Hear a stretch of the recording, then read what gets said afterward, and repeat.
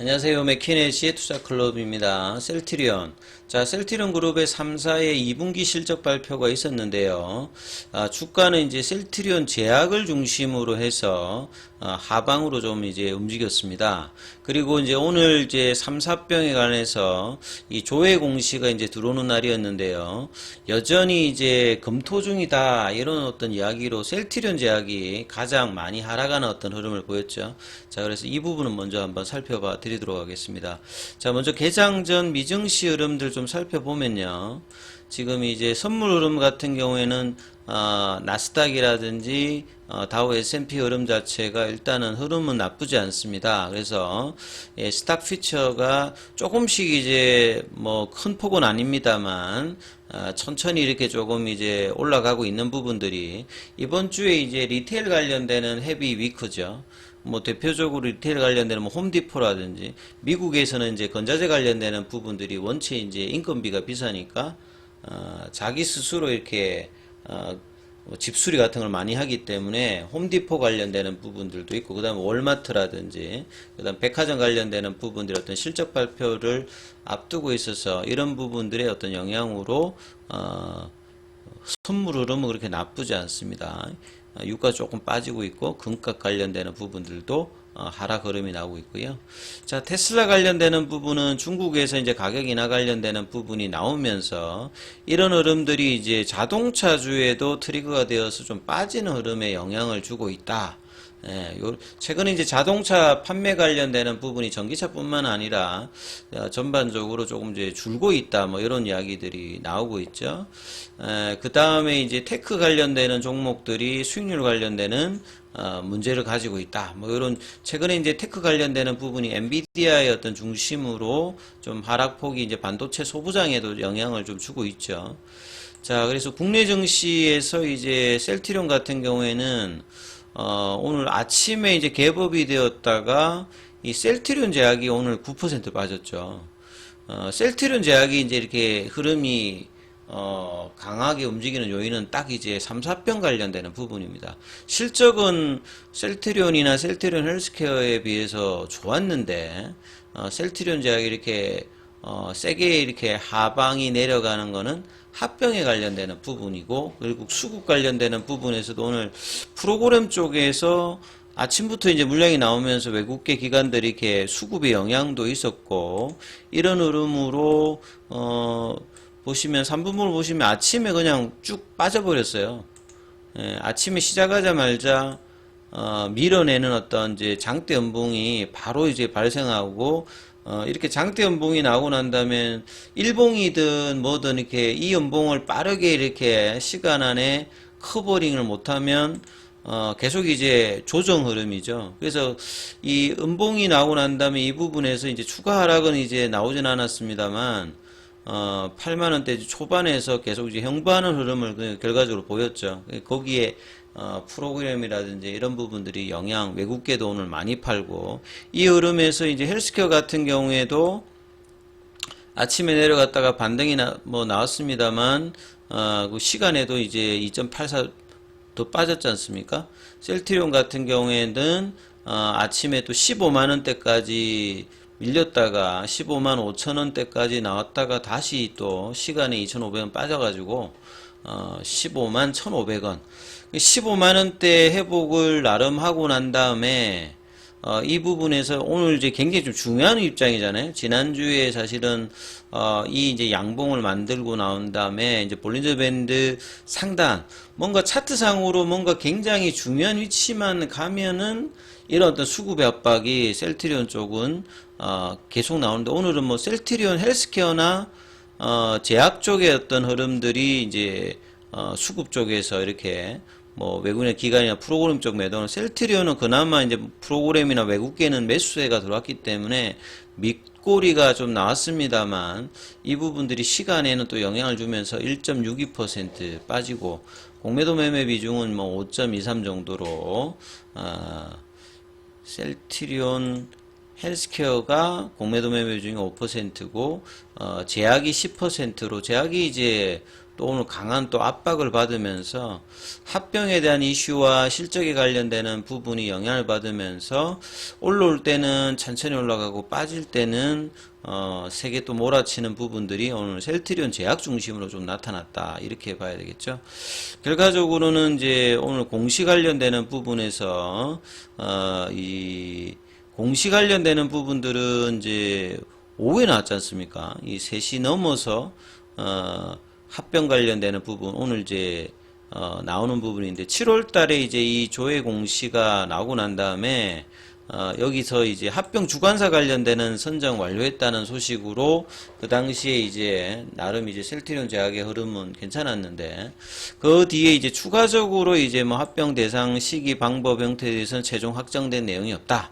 그래서 8월 달 말 정도면 보통 이제 합병 관련되는 이제 뭐 금감원에 제출하는 보고서 관련되는 부분이나 이사회가 언제든지 좀 나올 수 있는 어떤 기간으로 보는데 이제 조회 공시에서 이 부분들에 대한 이야기가 없어서 이제 9월 14일에 이제 다음 공시를 하는 거죠. 그러니까 이내니까 언제든지 꼭 9월 14일날 하는 게 아니라 그 이전에도 뭐 이사회가 개최가 되면은 언제든지 이 부분들은 나올 수 있는 부분입니다만 추가적인 이제 합병에 관련되는 이야기가 안 나오면서 셀트리온 제약 중심으로 근데 이게 아침에 나왔던 부분들이 상당히 조금 공시는 이제 조회 공시는 오후에 나왔는데 이런 어떤 수급의 부분들이 영향을 줬다 이렇게 봐야 되겠죠.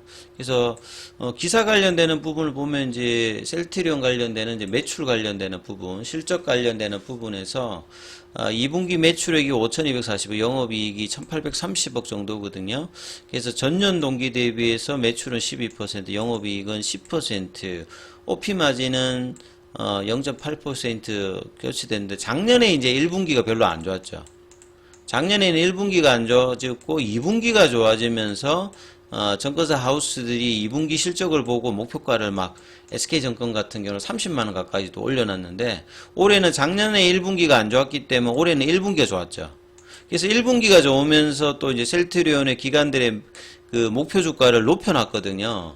왜냐하면 작년에 기저효과도 있습니다만 올해 이제 모멘텀이나 이런 기대된 게 많기 때문에였는데 오히려 또 2분기 어떤 실적 컨시스턴스가 뭐 작년에 2분기가 좋았습니다만 1분기가 좋았기 때문에 더 좋아지는 어떤 흐름이 가야 되는데 이런 어떤 컨센서스가 좀 떨어지면서 다시 기관들의 어떤 목표 주가를 낮추죠.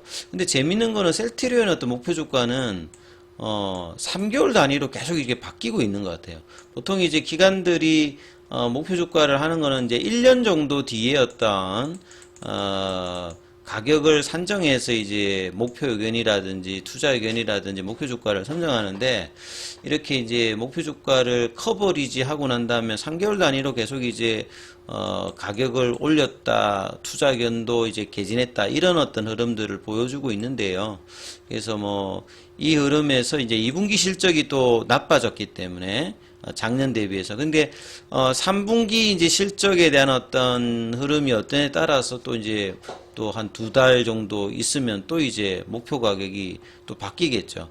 그 안에 이제 모멘텀이 이제 어떤 모멘텀이 부느냐가 3분기 실적과 더불어서 셀트리온의 중기 라인에서 어떤 가격 흐름이 굉장히 중요합니다. 그래서 셀트리온 내용을 보면요.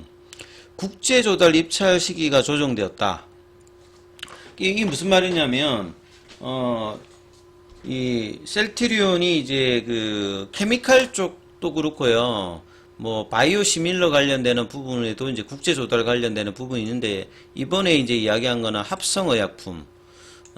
여기에 보면 이제 뭐 셀트리온이 이제 그 에이즈 관련되는 뭐 테믹시스 관련되는 부분들도 이게 국제 조달 여기에 영향이 있거든요. 그래서 뭐 미국 쪽하고 그러니까 입찰 시기가 조정되면 뭐 실적 단에 당연히 영향 주겠죠. 그 다음에 용역 매출이라고 하는 말은 테바의 이제 아조비 관련되는 부분을 CMO 관련되는 부분에 영역이 있거든요. 이런 부분들이 이제 테바 쪽에서 뭐 주문이 떨어진다 하면 매출이 감소하겠죠. 그래서 이제 이런 게 이제 작년 1분기 대비해서 실적이 줄었다. 근데 이제 본업인 바이오시밀러 관련되는 부분들은 매출은 증가를 했어요.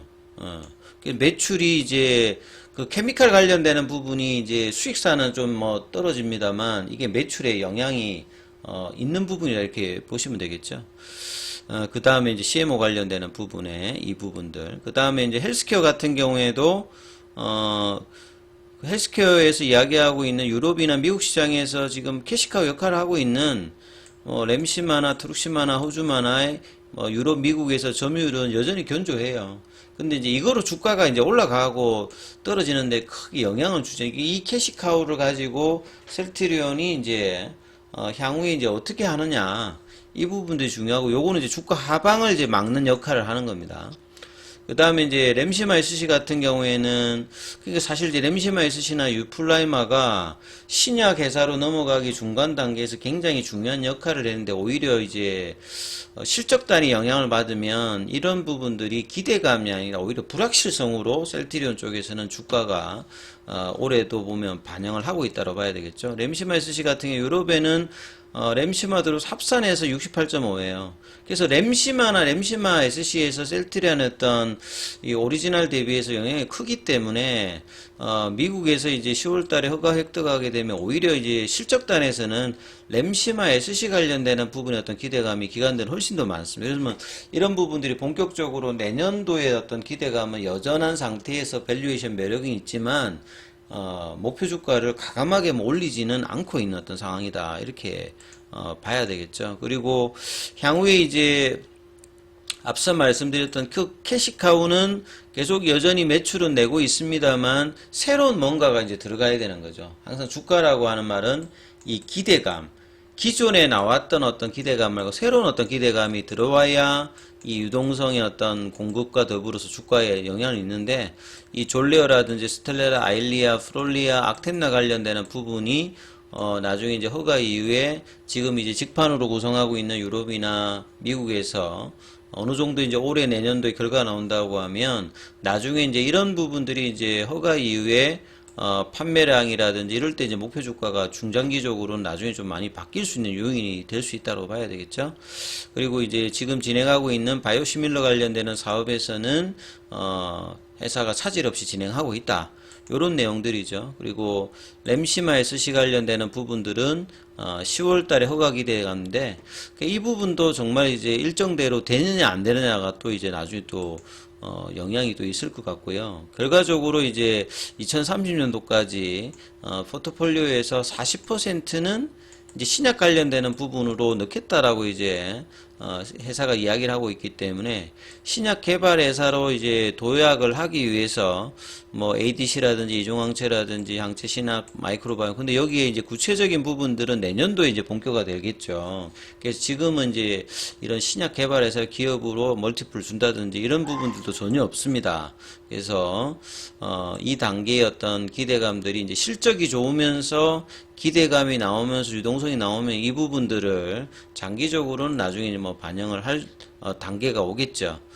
그리고 이제 앞서 말씀드렸습니다만 헬스케어 같은 경우에도 이제 1분기에 매출액 기준으로 5천억을 넘었는데 상반기에 이제 1조가 넘어갔다는 말은 매출액 자체로는 2분기에도 이제 5천억 이상이 나왔다 이렇게 보면 되겠죠. 그리고 이제 최근에 가장 뭐 7월달, 8월달에 이슈가 되었던 이 PBM 관련되는 부분에서 사실 이제 휴미라 관련되는 부분에서 지금 바이오시밀러와 휴미라 입장에서 보면 1차 지금 이제 공반에서는 휴미라가 뭐 승리를 했다.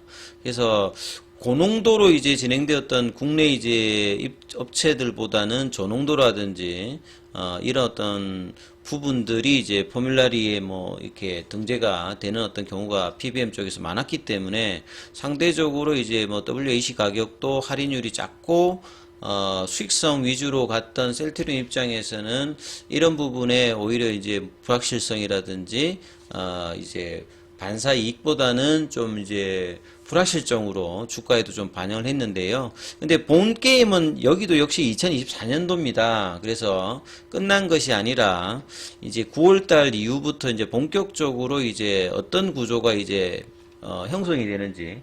그리고 이제 셀트리온이 이제 뭐 리베이트 계약을 해줬는데 이게 뭐 이 공봉 같은 경우에는 CBS 관련되는 어떤 일정상 한 1, 2개월 정도가 걸린다고 합니다. 그러니까 7월 말에 이제 그렇게 나왔기 때문에 뭐 8월 말이나 9월 달에는 이제 구체적인 공봉 관련되는 PBM 업체 관련된 이야기도 나올 거고요. 추가적인 이제 PBM 관련된 이야기도 또 뭐 나올 수 있다 이렇게 봐야 되겠죠. 자, 그래서 이런 어떤 기사들이 많이 나왔고, 그 다음에 아까 말씀드렸습니다만 이제 이 합병 관련되는 이슈에서 구체적인 어떤 최종 확정된 사항이 없다. 이거는 이제 근데 한참 오후에 나왔는데 주가는 아침부터 이렇게 빠지는 흐름이었죠. 그래서 제공시가 이제 9월 14일이니까 그 이전에도 언제든지 이제 뭐 이사회 개최를 통해서 합병에 관련되는 이슈가 8, 9월에 있고, 그래서 8월달, 9월달을 본다라고 하면 이제 불확실성이 점점 이제 좀 걷어지는 어떤 상황입니다. 그래서 주가가 이 볼린저 밴드 상단에서 여기에서 다시 또 이제 박스권 하단으로 내려오지 않고 여기서 이제 돌파 흐름들이 이제 내일은 휴장이니까 주 후반에 이제 나올 수 있는 여론이 흐름이 되는지 이 부분이 중요하니까 이 흐름들 살펴보시면서 투자 대응 전략 삼아보셔야 될 것 같습니다. 여기까지 하겠습니다.